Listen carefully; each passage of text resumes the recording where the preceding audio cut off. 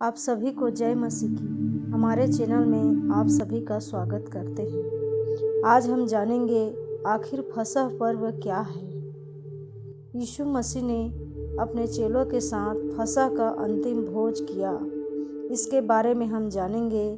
Video में पूरा बने रहें। चलिए शुरू करते हैं। यीशु मसीह जब क्रूस पर चढ़ने वाले थे, उससे पहली रात चेलों के साथ फसह का एक भोज तैयार किया गया। तब अख़मीरी रोटी के पर्व का दिन आया, जिसमें फसह का मेमना बलि करना आवश्यक था।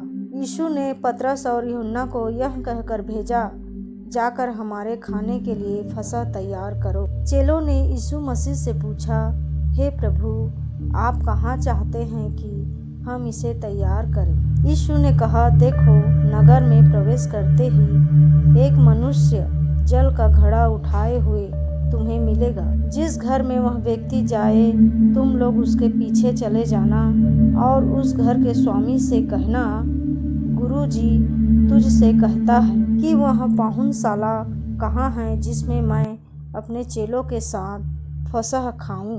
वह तुम्हें एक सजी सजाई बड़ी अटारी दिखा देगा, वही तैयार करना।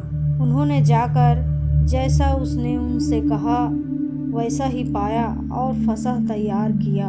तब वह घड़ी आ पहुंची तो वह प्रेरितों के साथ भोज करने बैठा और उसने उनसे पूछा, मुझे बड़ी लालसा थी कि दुख भोगने से पहले यह फसह तुम्हारे साथ खाऊं। यीशु मसीह ने कहा, क्योंकि मैं तुमसे कहता हूँ कि जब तक वह परमेश्वर के राज्य में पूरा न हो, तब तक मैं उसे कभी न खाऊंगा। तब उसने कटोरा लेकर धन्यवाद किया और कहा, इसको लो और आपस में बांट लो।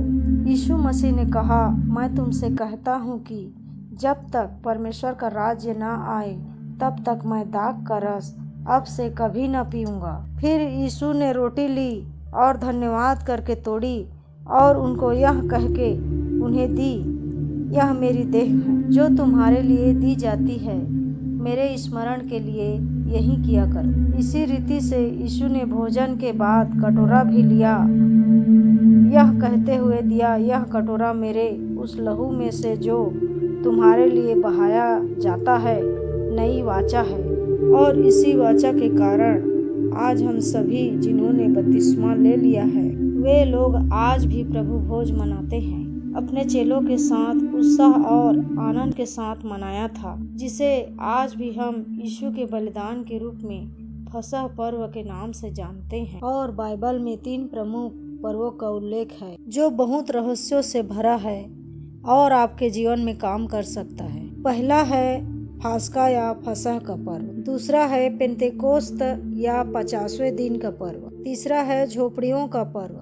ये तीनों पर्व परमेश्वर की उपस्थिति और उनके आशीर्वाद स्वीकारने का प्रतीक माने जाते थे।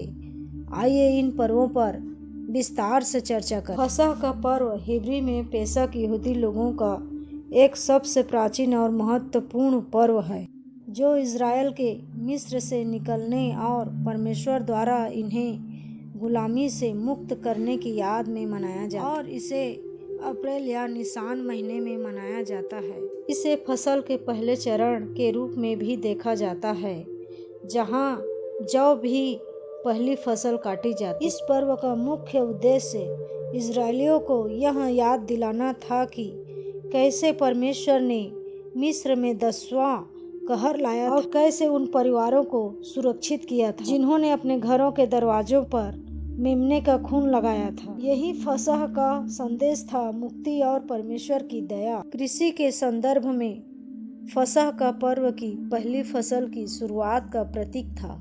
इस दौरान इजरायलियों ने अपने पहले फल परमेश्वर को अर्पित किए, जो उनके लिए एक धार्मिक कर्तव्य और कृतज्ञता का भाव था। यह पर्व इस बात का भी प्रतीक था कि परमेश्वर ने उन्हें भूमि दी और फसल की उपज उनकी मेहनत से नहीं बल्कि परमेश्वर की कृपा से प्राप्त हुई थी। फसल के पर्वों में दूसरा महत्वपूर्ण पर्व है पेंतेकोस्ट। यह पर्व फसह के 50वां दिन बाद मनाया जाता है। इसे गेहूं की फसल की समाप्ति का पर्व माना जाता है। यहाँ लोग अपनी सबसे बेहतरीन फसल परमेश्वर को अर्पित करते थे। फसह पर्व का मुख्य उद्देश्य यहूदियों को यह याद दिलाना था कि परमेश्वर ने उन्हें सीनै पर्वत पर अपनी व्यवस्था। इसी दिन परमेश्वर ने मूसा को 10 आज्ञाएं दी थी, जो यहूदी धर्म के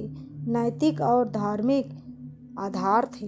कृषि के दृष्टिकोण से यह पर्व का महत्वपूर्ण था कि यहूदी लोग अपनी फसलों का सर्वश्रेष्ठ भाग परमेश्वर को अर्पित करते थे। यह एक आस्था का प्रतीक था। जैसे परमेश्वर ने उन्हें भूमि और फसल दी, वैसे ही है वे परमेश्वर को अपनी उपज का सबसे अच्छा हिस्सा अर्पित करेंगे। फसह पर्व यहूदी धर्म में एक विशेष धार्मिक अनुभव, क्योंकि यह उन्हें उनके कानून की याद दिलाता था और परमेश्वर के साथ उनके गहरे संबंध को उजागर करता था। फसल पर्वों में तीसरा प्रमुख पर्व है झोपड़ियों का पर्व। यह पर्व फसह और पेंतेकोस्त के बाद वर्ष की आखिरी फसल, विशेष रूप से अंगूर और जैतून की फसल के समय मनाया जाता है। इस पर्व का मुख्य उद्देश्य यहूदियों को उनके पूर्वजों की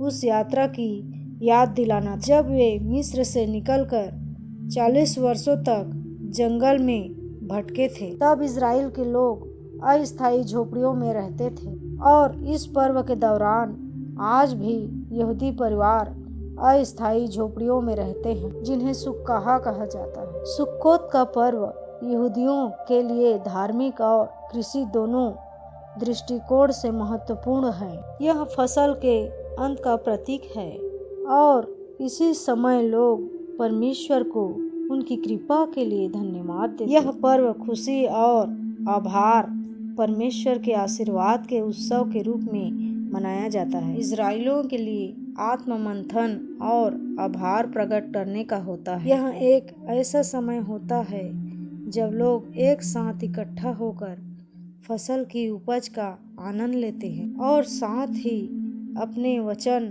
और अधिक गहराई से समझने की कोशिश करते हैं। यह पर्व यहूदियों को यह याद दिलाता है कि उनकी वर्तमान समृद्धि उनके पुरखों की कठिनाइयों और परमेश्वर के आशीर्वाद का परिणाम है। बाइबल के फसह पर्व केवल कृषि तक ही सीमित नहीं है। ये पर्व इजरायलियों के धार्मिक और सामाजिक जीवन का एक अभिन्न हिस्सा था। इन पर्वों का उद्देश्य परमेश्वर के प्रति एकाग्रता और आस्था को मजबूत करना था। फसह का ये पर्व यहूदियों को यह सिखाते थे कि सभी भौतिक समृद्धि, भूमि और उपज परमेश्वर की देन है। इसके साथ ही इन पर्वों ने समुदाय के सदस्य को एकजुट किया और उन्हें अपने आध्यात्मिक जीवन के प्रति जागरूक किया। इस वचन के द्वारा